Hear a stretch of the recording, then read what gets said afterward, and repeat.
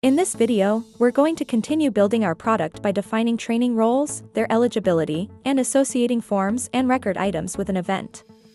Now that we've created a product with events, we need to assign roles, or slot groups, to these events. When creating slot groups, select all the events the resource would attend. Define the slot group's quantity, the role name, and the type. For some slot groups, like seat support, you might want to define a dynamic slot group quantity based on a work rule and the other resources assigned to the event.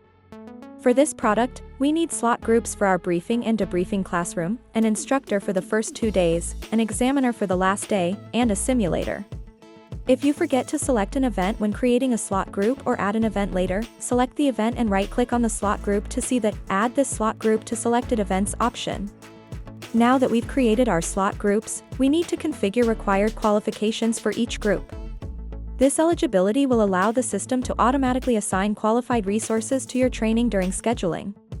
When configuring eligibility, you can select simple record items, which only require having the record item assigned, and requirements, which define a complex qualification that can contain multiple record items, alternatives, locations, and organizations.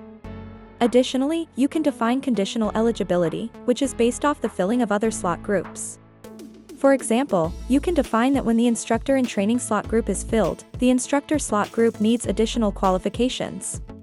Go through and define the appropriate eligibility for all slot groups that should be filled automatically. Now that we've defined our eligibility, let's set up grading. To associate a record item with an event, open the event and navigate to the Record Items tab.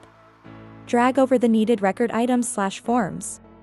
The Appear on Form option allows event record item data to be incorporated into the form. The Selectable on Form option allows the grader to add certain record items to the form. The Deferrable on Form option allows the grader to defer certain record items on the form. From the Grading tab, you drag slot groups onto grading roles. For our recurrent training form, the examiner will grade the trainees. The grading item availability will define when graders can access the form and when they can complete grading. You can also set when the form becomes unavailable. Next, let's set grading requirements. For example, set that the form can only be submitted if the instructor is qualified/meets the eligibility. Additionally, you can create feedback forms by setting the grader type to self and change default grading to anonymous. From the Sign Off Group tab, you can define that certain record items must be graded in a group. Press OK and you've finished configuring grading for your course. To learn about continuities and user schedule rules, move on to Scheduling Part 3.